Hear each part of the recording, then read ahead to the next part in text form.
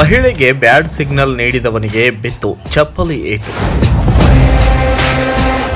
ಮಹಿಳೆಗೆ ಅಸಭ್ಯವಾಗಿ ಕರೆದ ಹಿನ್ನೆಲೆಯಲ್ಲಿ ಪುರುಷನಿಗೆ ಮಹಿಳೆ ಚಪ್ಪಲಿಯಿಂದ ಹೊಡೆದ ಘಟನೆಯೊಂದು ಹುಬ್ಬಳ್ಳಿಯಲ್ಲಿ ನಡೆದಿದೆ.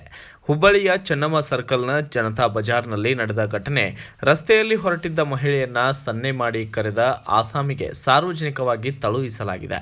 ಇನ್ನು ವಯಸ್ಸಿನ ಅರಿವೇ ಇಲ್ಲದೆ ನಡು ರಸ್ತೆಯಲ್ಲಿಯೇ ಮಹಿಳೆಯನ್ನ ಸನ್ನೆ ಮಾಡಿದ ವಯೋವೃದ್ಧನನ್ನ ಹಿಡಿದು ಹಿಗ್ಗಾಮುಗ್ಗ ಚಪ್ಪಲಿಯಿಂದ ಮಹಿಳೆ ಹೊಡೆದಿದ್ದು, ರಸ್ತೆಯಲ್ಲಿ ಹೋಗುವ ಮಹಿಳೆಯರಿಗೆ ಸುರಕ್ಷತೆ ಇಲ್ವಾ ಎನ್ನುತ್ತಿರುವ ಮಹಿಳೆಯರು ಎಂಬಂತಾಗಿದೆ.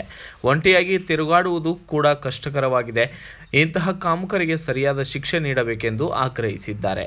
Bureau report, Kannada Janashree news, Hubballi.